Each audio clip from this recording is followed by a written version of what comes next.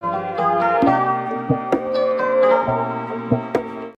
Hello guys, कैसे हैं आप लोग। मुझे उम्मीद है कि आप लोग बहुत ही अच्छे होंगे। कैलोरीन और एडवर्ड के लव स्टोरी में आपका स्वागत है। ये एपिसोड नंबर 2 है। एपिसोड में हम देखेंगे कि यहाँ पर कैलोरीन जो है एडवर्ड से मिलती है और फिर उसके साथ वो जाती है उसके घर पर।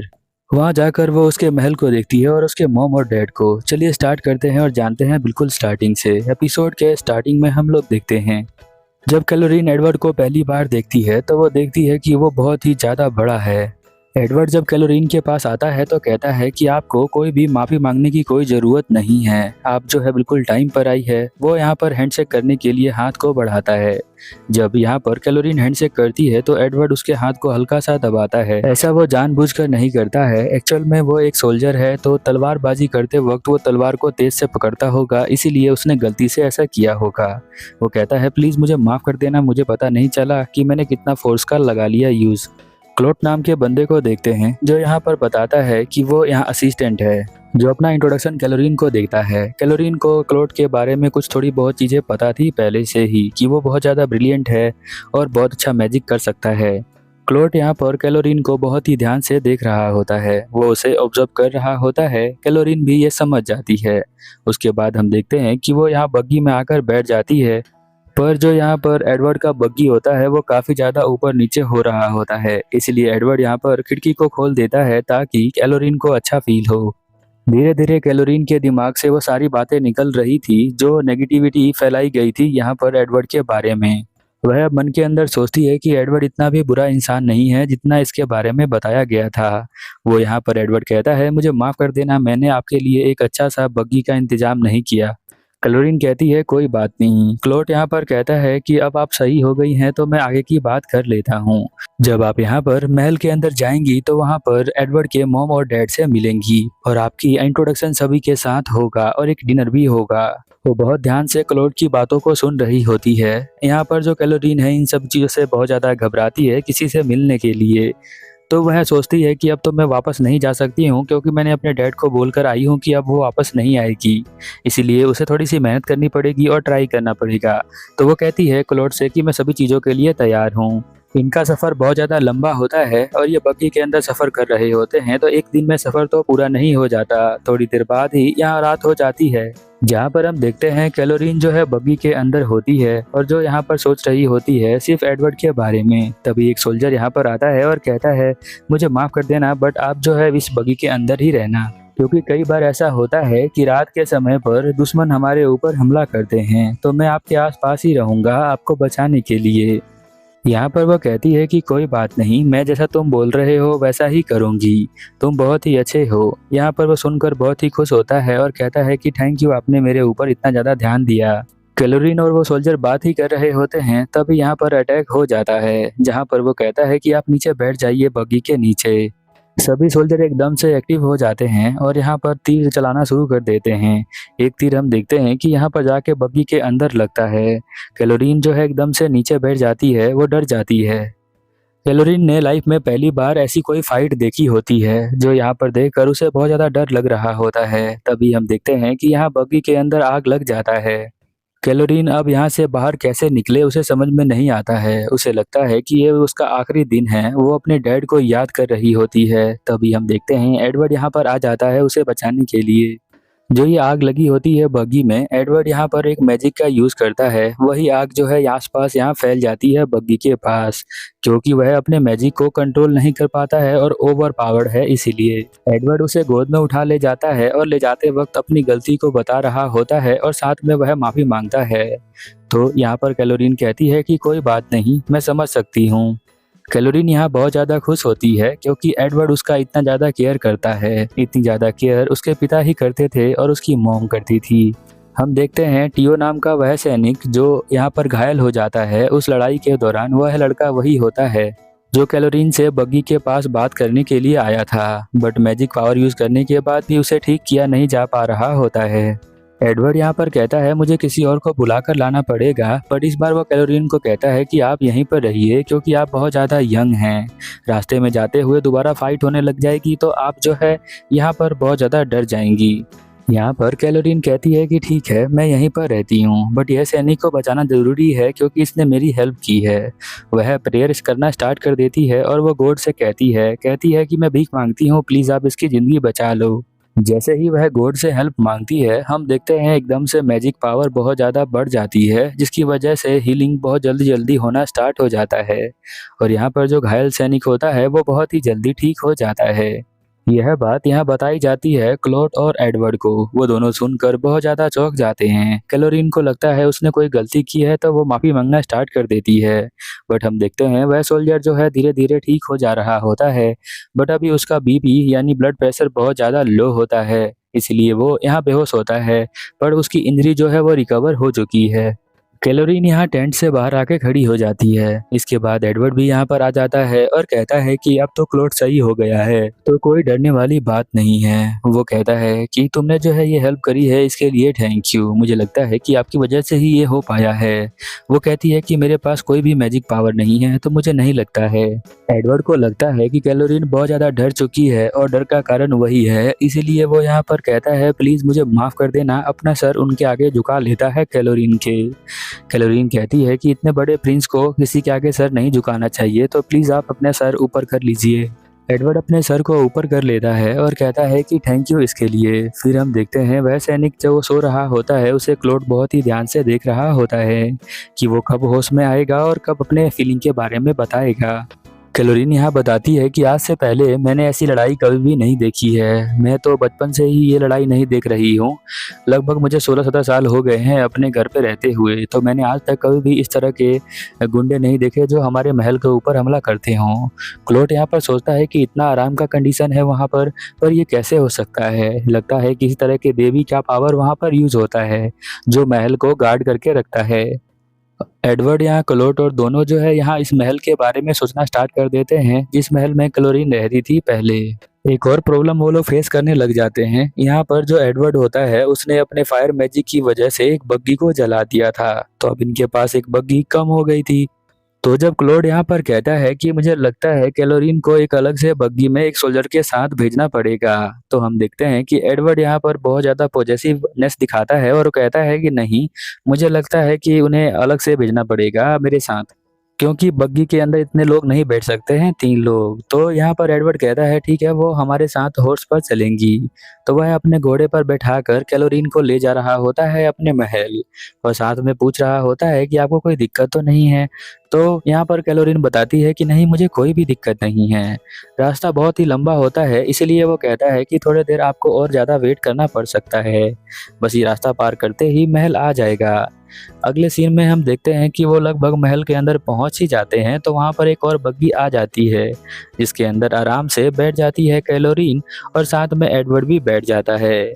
यहाँ पर वो सोचती है एडवर्ड के बारे में कि उसका बिहेवियर कितना ज़्यादा अच्छा है। मार्केट के अंदर जो भी उसके बारे में फैलाया गया है वो हटके है बिल्कुल उससे। अभी वो कुछ देर बाद ही महल के अंदर पहुंच जाएंगे, जहां पर उसको मिलना पड़ेगा एडवर्ड के मॉम और डैड से कैलोरीन के। तो वह उसके बारे में ही सोच रही होती है और हम देखते हैं कि वो दोनों एक दूसरे को ही देख रहे होते हैं। वो नहीं चाहते कि यहाँ पर क्लोट यानी उसका असिस्टेंट बीच में आए। ऐसा समझ लो कि वो दोनों प्राइवेसी के बारे में बात कर रहे होते हैं। यहाँ पर हम देखते हैं अगले सीन के अंदर दोनों जो है उसके मॉम और डैड के सामने खड़े होते हैं। यहाँ पर कैलोरीन देख रही होती है उसके मॉम और डैड को। कैलोरीन को पहले से ही पता होता है कि जो एडवर्ड के मॉम और डैड हैं वो बहुत ही ज़्यादा पावरफुल हैं। जो उसके डैड होते हैं वो बहुत ही हाई लेवल का मैजिक यूज़ करते हैं, जिसके अंदर वो थंडर पावर का यूज़ करते हैं। और जो उनकी मॉम है वो भी बहुत ज़्यादा पावरफुल है, उनके पास भी बहुत ही अच्छा मैजिक है। वो शायद विंड एनर्जी का यूज़ करती हैं, विंड पावर का यूज़ करती हैं, हवा को कंट्रोल कर लेती हैं। वो बहुत ही ध्यान से यहाँ पर उन दोनों को देख रही होती है और थोड़ी देर बाद अपना इंट्रोडक्शन देना स्टार्ट करती है। सबसे पहले यहाँ पर एडवर्ड देता है अपना इंट्रोडक्शन और कहता है कि मैं एडवर्ड अब यहाँ पर महल के अंदर आ चुका हूँ अपने फाइट की तरफ से लड़के वापस। फिर हम देखते हैं कैलोरीन यहाँ पर इंट्रोडक्शन देती है और वो अपने फादर का नाम बताती है और अपना नाम बताती है। एडवर्ड के फादर यहाँ पर कहते हैं कि मुझे तुम दोनों के बारे में सुनकर बहुत ही अच्छा लगा। मैंने जो है पहले ही सुन लिया था कि तुम दोनों यहाँ पर आने वाले हो, तो मुझे लगता है कि यहाँ पर जो तुम्हें भूख लगी होगी, तो हम चलते हैं, थोड़ा सा लंच करते हैं और वहाँ पर बातें करेंगे। एडवर्ड और उसके मॉम डैड यहाँ पर लंच पर ले जाते हैं जो हमारी कैलोरीन होती है उसे। और यहाँ पर उसके मॉम डैड देख रहे होते हैं बहुत ही ध्यान से यहाँ पर कैलोरीन को। पर कैलोरीन को समझ में नहीं आ रहा होता है कि ये तीनों उसको ही क्यों देख रहे हैं, वो उसको अंदर क्या देखना चाहते हैं। उनकी मॉम कहती है कि लगता है तुम्हें सलाद पसंद नहीं है, इसीलिए तुम उसे खा नहीं रही होगी, मैं तुम्हारे लिए कुछ और मंगवा देती हूँ। तो वो कहती है कि नहीं, ऐसी कोई बात नहीं है, मुझे ये भी पसंद है। असली में दिक्कत ये होती है कि कैलोरीन यहाँ बहुत ज़्यादा नर्वस होती है क्योंकि उसके मॉम डैड और एडवर्ड तीनों ही उसे देख रहे होते हैं घूरकर। ऐसा उसे के साथ पहले कभी भी नहीं हुआ था, इसलिए वो सोच रही होती है कि ये मेरे बारे में सोच देख कर क्या सोच रहे होंगे। लाइक मेरे लुक को देख रहे हैं कि मैं कैसी दिखती हूँ या फिर क्या देख रहे हैं, इसलिए उसका ध्यान खाने पे नहीं जाता है। तो वह कहती है कि आप दोनों जो है मुझे कब से देख रहे हैं, आप मेरे अंदर क्या देखना चाह रहे हैं। तो यहाँ पर एडवर्ड कहता है कि हाँ मॉम डैड, आप यहाँ पर कैलोरीन को देख रहे हैं। तो उसके डैड कहते हैं कि हाँ, हम तुम्हें देख रहे हैं कि तुम कितनी अच्छी हो, तुम मेरे बेटे की होने वाली वाइफ हो और हम तुम्हें अपनी बेटी की तरह मानते हैं।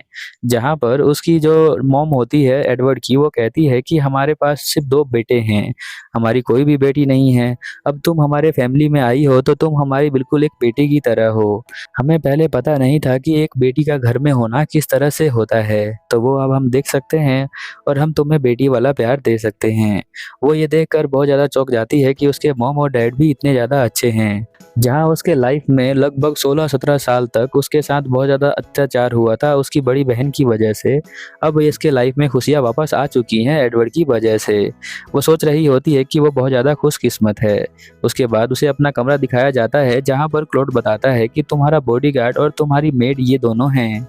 जहाँ उसके मेड का नाम मारिसा होता है और जो बॉडीगार्ड जो लड़का है उसका नाम ऑन होता है। दोनों अपना इंट्रोडक्शन यहाँ पर कैलोरीन को देते हैं और बहुत ज़्यादा एक्साइटेड होते हैं काम स्टार्ट करने के लिए। मारिसा कहती है कि आज से मैं जो हूँ आपकी सेवा करूंगी, आपको कोई भी दिक्कत होगा तो आप मुझे बता सकती हैं। ऑन कहता है कि हाँ, आज से मैं आपकी जो है रक्षा करूंगा, आप कोई भी दिक्कत हो तो मुझे बता सकती हैं। फिर हम देखते हैं कि क्लोड यहाँ पर चला जाता है। यह दिन तो ख़त्म हो जाता है। उसके बाद हम देखते हैं कि अगली सुबह जो है उसके रूम के अंदर कैलोरीन के उसकी मेड आती है और उसका बॉडीगार्ड आता है, जो यह कहते हैं कि आपको जो है यहाँ पर महारानी बुला रही हैं। महारानी मतलब कि वो एडवर्ड की मॉम होती है जो उन्हें बुला रही होती है। यहाँ पर वो कहती है कि मैं जो हूँ तुम्हें सिखाने वाली हूँ कि यहाँ पर हमारे यहाँ किस तरह से रहा जाता है। तो बड़े फैमिलीज में रहने का तरीका भी होता है, तो यहाँ पर जो हमारी एलोरीन है उस चीज़ को सीखना पड़ेगा उसे। उसे लेटर को किस तरह से लिखना है और सवाल के जवाब किस तरह से लिखने हैं, इस बात को भी उसे सीखना पड़ेगा। यहाँ पर एडवर्ड की मॉम नोटिस करती है कि वो बहुत ही ज़्यादा स्मार्ट है कैलोरीन, और यह बात वो कैलोरीन को बताती है कि तुम एक बहुत ही अच्छी स्टूडेंट हो और तुम्हारा दिमाग बहुत ही तेज चलता है और तुम चीज़ों को बहुत ही अच्छी जल्दी जल्दी सीख लेती हो। तुम मेरी एक सबसे ज़्यादा ब्रिलियंट स्टूडेंट हो सकती हो, कोई भी डाउट नहीं है इसे मुझ में। तो ऐसा सुनकर वो सोचती है कि कितनी ज़्यादा तारीफ मिल रही है उसे, जहाँ वो पहले अपने घर पर थी, जहाँ उसकी बड़ी बहन हमेशा उसे बोलती रहती थी। उसके बाद उसकी डांस की क्लास होती है, जहाँ पे वो डांस सीखती है, चलना किस तरह से है, किस तरह से पहनना है ना, वो सब उसको सिखाया जा रहा होता है क्योंकि महल में ये सब ज़रूरी होता है। यहाँ पर एडवर्ड का असिस्टेंट लास्ट वाला क्लास ले रहा होता है जिसके अंदर मैजिक के बारे में डिस्कस करना होता है। तो वह जो है यहाँ पर आती है कैलोरीन क्लास लेने के लिए, तो पता चलता है कि एडवर्ड भी यहाँ पर क्लास लेने के लिए आया है।